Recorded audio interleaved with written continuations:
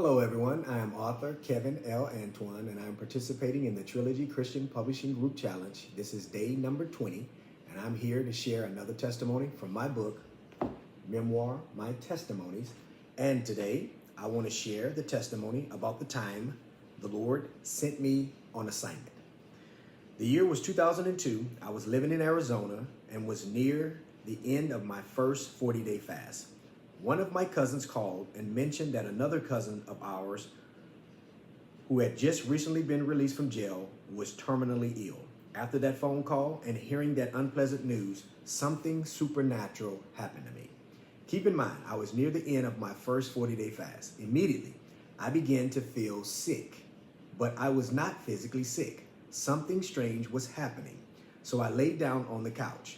As soon as I laid down on the couch, I fell asleep naturally, which was not normal because it was the middle of the day. Supernaturally, I was transformed out of my body. I know this sounds strange. I was taken into the spirit realm. I saw my cousin, the one who was terminally ill, and I began to feel what he was feeling.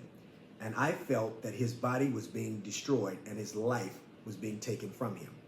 While I was experiencing all of this, God spoke to me and told me to go to where my cousin was and minister to him. I woke up from that vision, no longer feeling sick, and I knew I had to go to my cousin. I was living in Phoenix, Arizona, and my cousin was living in Lake Charles, Louisiana. So I booked a flight and flew to Lake Charles. While I was on the plane, the Lord spoke to me again and said while I was there, he wanted me to go minister to a married couple who was having marriage difficulties. Now, I knew this couple, but I didn't have a relationship with them, though my sister did. I contacted my sister who contacted the couple. My sister explained to them what I wanted to see them, why I wanted to see them, and the wife was fine with it. But the husband, it was a different matter. I got to Lake Charles and I went to visit my cousin first. I remember going to his mom's apartment because that's where they were living at the time. His mom opened the door and welcomed me in. I remember she gave me a big hug, but it had been many years since I had seen her or my cousin. Neither he nor his mom knew why I was there. My cousin assumed that I was there to take him out to go party like we used to do many years earlier, but I had a very different agenda. We walked to my car, we got in, and I began to explain to him why I was there. I told him about the vision I had. I told him I knew about his terminal illness and that he needed to be born again. He said to me, you know, you are the 7th person that has spoken to me about getting saved. He ended up leaving my car and going back into their apartment with the agreement that I would pick him up the next day to attend church service. Next, I contacted the wife of the married couple and made plans to head over there. I arrived, I knocked on the door, and she invited me in. She said that her husband didn't want to come out and talk to me.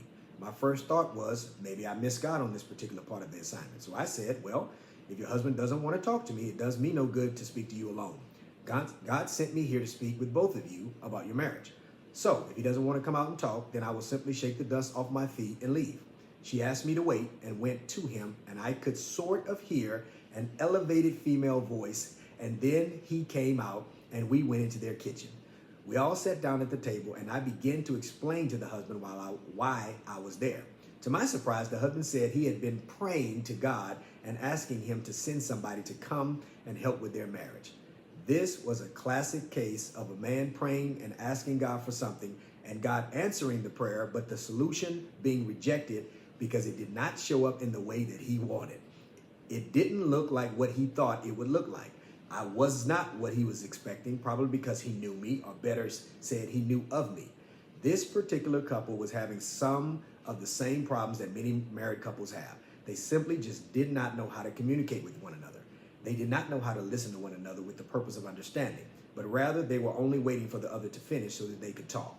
I told him, when she talks, I don't want you to say a word.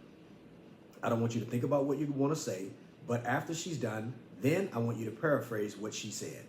And I told her to do the same thing. In that moment, there was a big difference in the way they communicated. They thanked me for coming and I left.